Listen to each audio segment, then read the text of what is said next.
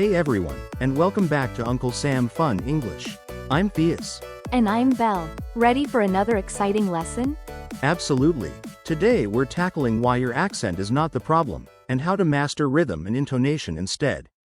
So many learners focus only on individual sounds, but still struggle to sound natural.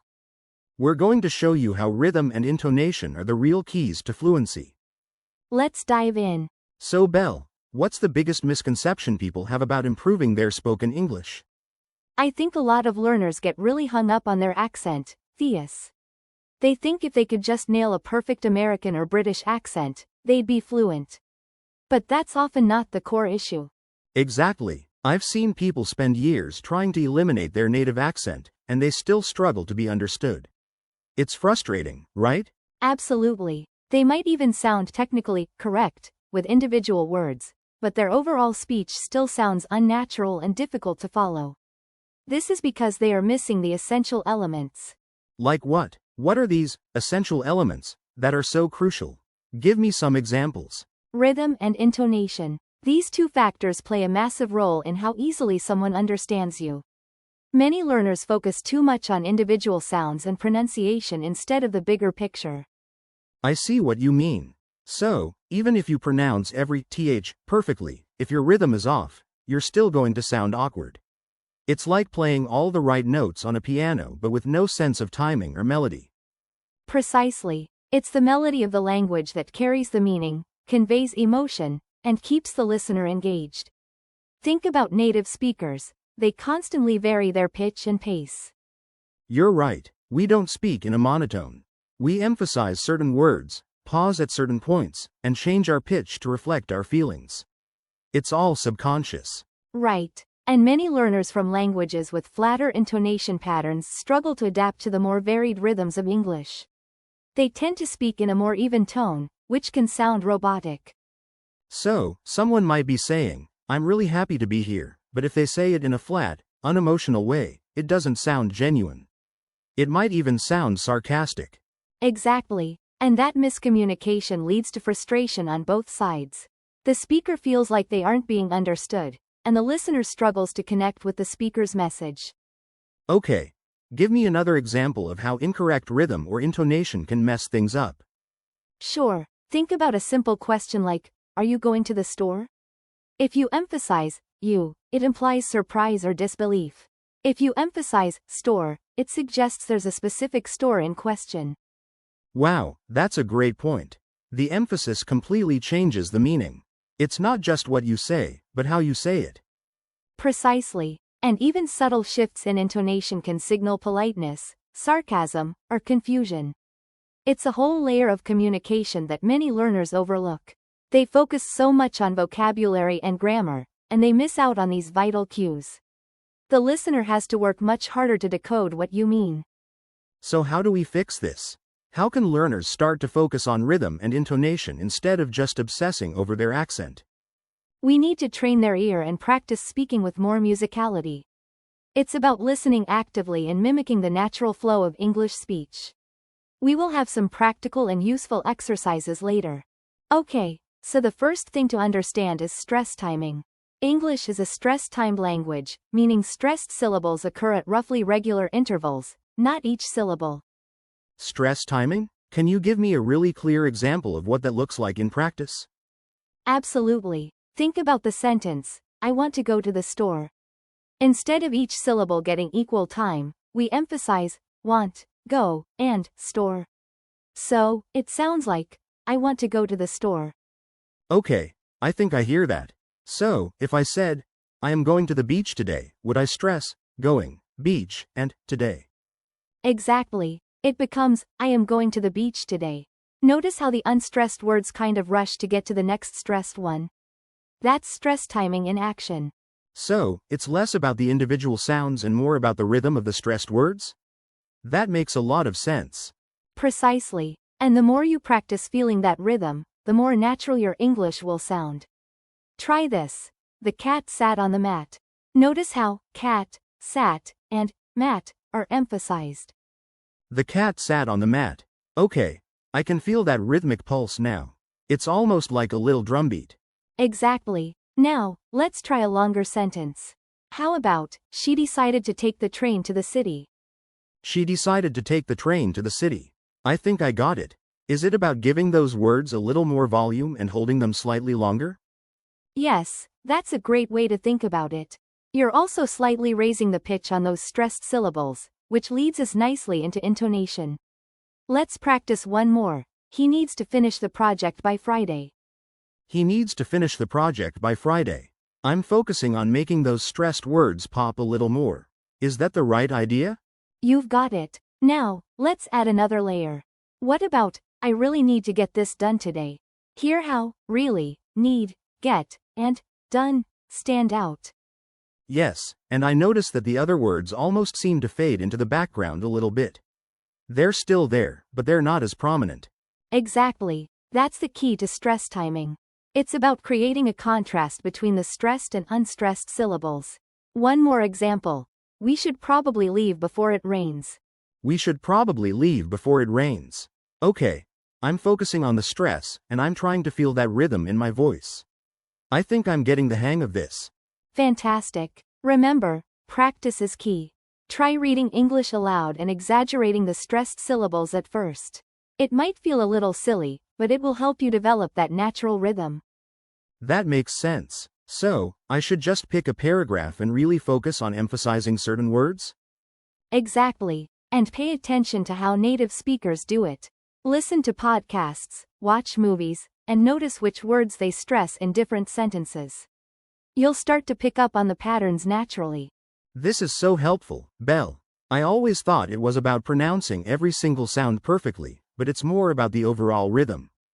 Precisely. And that's why focusing on stress timing can make such a big difference, even if your individual sounds aren't perfect. It's about creating that musicality in your speech. So Belle, what about situations where the stress pattern of a word changes depending on its use? Like, record, as a noun versus, record, as a verb? That's an excellent point, Theus. Words with multiple syllables often shift their stress depending on whether they are nouns or verbs. This is super common and throws a lot of learners off. Can you give me a couple of examples so I can really get this down? I'm picturing so many possibilities right now. Absolutely. Think about the word present. As a noun, a present, the stress is on the first syllable, present. But as a verb, to present, the stress shifts to the second syllable, present. Okay, I see. So, I received a present, versus, I will present my findings. Is that the correct way to apply the stress? Exactly. The shift in stress not only changes the pronunciation but also helps distinguish the word's function in the sentence. The nuance is subtle but incredibly important. This is mind-blowing. Are there other common examples of this shift in stress that I should be aware of? I want to become an expert at this. Definitely. Consider the word object. As a noun, meaning a thing, we stress the first syllable, object. But as a verb, meaning to disagree, we stress the second syllable, object. So, that is a strange object, versus, I object to that statement. This is really changing my perception of how to pronounce these words. You're getting it, and it's not just about individual words. Sometimes, the rhythm of an entire phrase or sentence can be adjusted to emphasize certain words or ideas. Okay, so like, if I say, I really want to go, the stress on, really, emphasizes my desire more than if I say, I want to really go. Precisely. You're using the intonation to highlight the intensity of your desire. The first version conveys a stronger emotional emphasis. What about contractions? Do they affect rhythm and intonation in ways that learners often miss? That has always been something that trips me up. Absolutely. Contractions are crucial for achieving a natural, flowing rhythm. For instance, instead of saying, I am going to go, we usually say, I'm gonna go. The contraction and reduction create a smoother, more conversational pace. So, using contractions isn't just about being informal, it's also about maintaining the natural rhythm of the English language. It's about efficiency and flow, I see. Exactly. And the intonation within that contracted phrase is also important. For example, I'm gonna go emphasizes the action, while I'm gonna go emphasizes who is doing the action.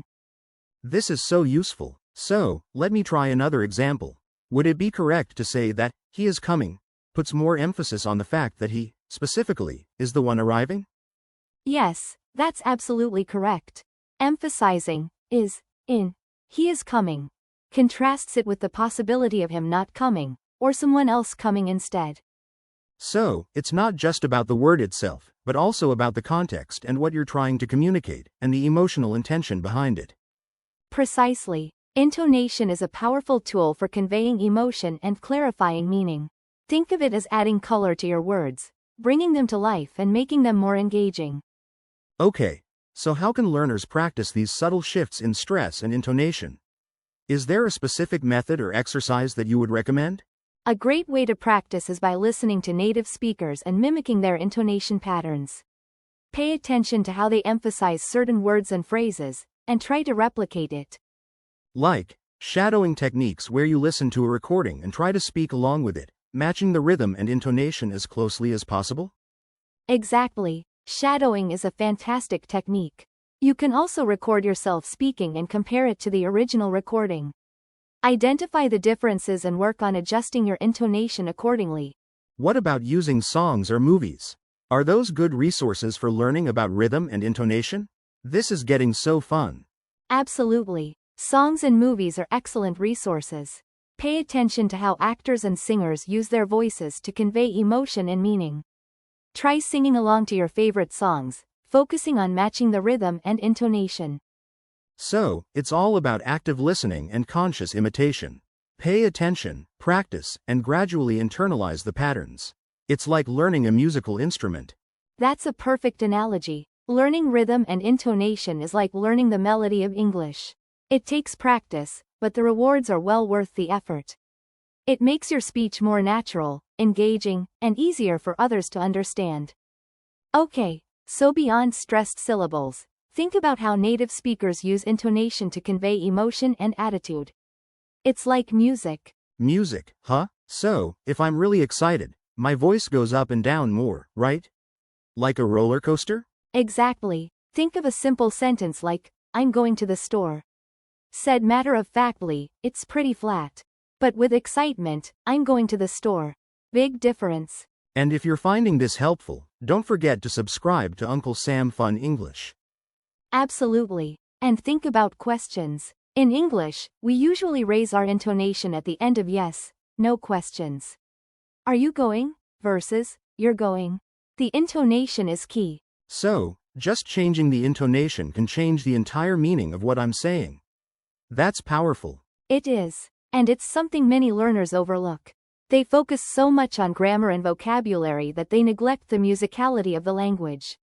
That makes total sense. I remember when I first started learning English, I was so focused on getting the words right that I completely ignored how I sounded. See? You experienced it firsthand. Now, think about conveying doubt or sarcasm. Intonation is your best friend here. Oh, really? You think so? So, it's not just about sounding happy or sad, but also about adding layers of meaning beyond the literal words?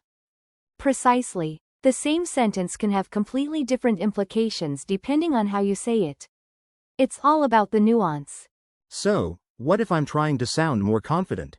What kind of intonation should I be aiming for then? When aiming for confidence, a steady and slightly lower pitch often works well. Avoid too much upward inflection, which can sound uncertain. Okay, so less of the roller coaster and more of a smooth, confident cruise? Got it. Exactly. And practice recording yourself. It can be incredibly helpful to hear how your intonation comes across to others. That's a great tip. I've never really thought about recording myself, but I can see how useful that would be. It can be a game changer. You might be surprised at what you hear. And don't be afraid to experiment. So, playing around with different intonations is actually a good way to improve? Even if it sounds a little silly at first? Absolutely. The more you experiment, the more comfortable you'll become with controlling your intonation and using it to your advantage. This is really helpful, Belle. I'm starting to see how important rhythm and intonation are to sounding natural and confident in English. And remember, even small improvements in your rhythm and intonation can make a huge difference in how you're perceived. So, it's not about erasing my accent, but about enhancing it with better rhythm and intonation? Exactly. Think of it as adding polish and finesse to your existing communication skills. You're not changing who you are, just how you present yourself. That's a much more empowering way to look at it. I'm excited to start working on this. That's the spirit. And remember, it's a journey, not a destination. Just keep practicing and paying attention to how native speakers use rhythm and intonation. So, observing native speakers is key to improving my own rhythm and intonation? Absolutely. Pay attention to how they emphasize certain words, how their pitch rises and falls, and how they use pauses to create impact. I'll definitely start paying closer attention to that from now on. Thanks, Belle. You're welcome, Theus. And don't forget to have fun with it. It's all about finding your own unique voice in English. And for more tips and tricks on improving your English, subscribe to Uncle Sam Fun English. We release new lessons every week. That's right. We want to help you reach your full potential as an English speaker. And remember that consistency is key, so keep at it. So, even if I don't see results immediately, it's important to keep practicing? Absolutely. Rome wasn't built in a day, and neither is perfect rhythm and intonation. Just keep putting in the effort, and you'll get there. Thanks for the encouragement, Belle. I really appreciate it. My pleasure, Theus. And remember, we're all in this together. Keep supporting each other, and keep learning. Okay, I will. Thanks for everything, Belle. You're the best. Anytime, Theus. And thanks to our listeners for tuning in. We hope you found this lesson helpful. We'll see you all in the next episode of Uncle Sam Fun English. Bye for now. And remember, practice makes perfect. Keep listening and happy learning. Let's practice. I'm going to say a sentence with incorrect intonation, and you tell me what's wrong and then say it correctly. Ready? Absolutely. I'm ready to show everyone how intonation can make a huge difference. Bring it on, Belle. Okay, here's the sentence. I went to the store yesterday. I'm going to say it with a flat, monotone voice. I went to the store yesterday. What's off? Well, it sounds like you're just stating a fact with absolutely no emotion or emphasis. There's no rise and fall in your voice, it's just flat. It needs some life. It should be, I went to the store yesterday. Perfect. You nailed it. The emphasis on yesterday shows that's the important information, the new information. Now, why is that important? Because without that intonation, the sentence is just a bland statement. With the emphasis, it implies maybe you went somewhere else today, or maybe you didn't go at all. Exactly. Intonation adds layers of meaning. Let's try another one. Are you going to the party? I'll say it sounding unsure. Are you going to the party? It sounds like you're not really expecting an answer, almost like you're talking to yourself. There's no upward inflection at the end. It needs to sound more like a question. Are you going to the asterisk party? Yes. You raised your pitch at the end, indicating it's a question. What if I want to sound really surprised that you're going? Then you would emphasize the word, you. Are you going to the party? That implies I didn't expect you to go, maybe because you said you were busy. Exactly. Let's try another one. I'll say, I'm so happy. But I'll say it like I'm bored. I'm so happy. Okay, that sounds totally insincere. You're saying the words, but your voice doesn't match the emotion. It needs energy and enthusiasm. I'm so happy. Wonderful. Now, what if you were really happy, like, ecstatic? Then I'd probably use even more intonation, maybe even speed up my speech a little. I'm so incredibly happy. Great. Let's do one more. She's a great teacher. But I'll say it with sarcasm. She's a great teacher. Oh, that's a classic.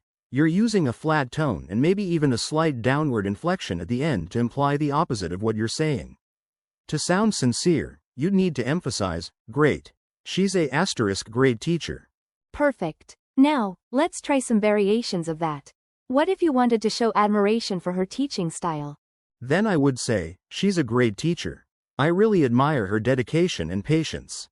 Excellent. And what if you wanted to highlight that she's not just good, but exceptional? In that case, I might say, she's not just good, she's a asterisk great teacher. She goes above and beyond for her students. Fantastic. Now, imagine you want to emphasize the fact that you didn't think she would be a good teacher at first, but you were wrong. Okay, I would say, I wasn't sure about her at first, but she's turned out to be a asterisk grade teacher. She's really surprised me. Wonderful. You're really getting the hang of this. It's all about listening to native speakers and noticing how they use intonation to convey meaning and emotion. It's amazing how much information can be conveyed just through the way you say something, not just the words themselves. Exactly. So, listen carefully, practice regularly, and don't be afraid to experiment with your voice. Remember, your accent is not the problem. Rhythm and intonation are the key. Now it's your turn, listeners. Try practicing these sentences with different intonations. Record yourself and listen back. See if you can hear the difference in meaning. And don't be afraid to ask a native speaker for feedback. They can help you identify areas where your intonation could be improved. Remember, practice makes perfect.